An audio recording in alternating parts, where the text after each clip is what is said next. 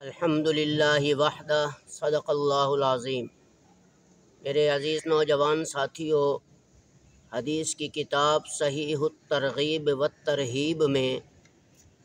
جناب رسول اللہ صلی اللہ علیہ وسلم کے بارے میں ایک واقعہ نقل کیا گیا ہے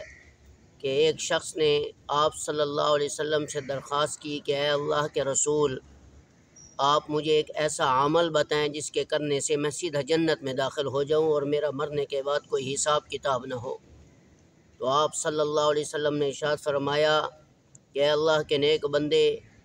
تو اپنے غصے پہ قابو کر لیا کر، تو سیدھا جنت میں چلا جائے گا اور اللہ تعالیٰ تجھے اس کی برکت سے ہی جنت میں داخل فرمائیں گے۔ آج ہمیں کوئی شخص گالی نکالتا ہے، ہم اس کو 10 نکالتے ہیں اور اس کو غصے ہو جاتے ہیں، بعد میں شرمندگی اٹھانی پڑتی ہے،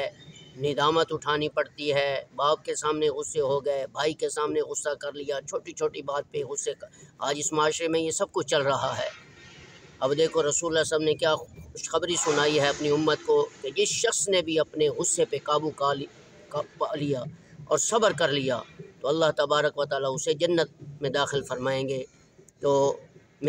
مجھے امید ہے کہ آپ لوگ اس ویڈیو کو سن کر اس پر آج ہی سے عمل کرنے کی کوشش کریں گے اور جنت کے حقدار بن جائیں گے۔ السلام علیکم ورحمۃ اللہ وبرکاتہ۔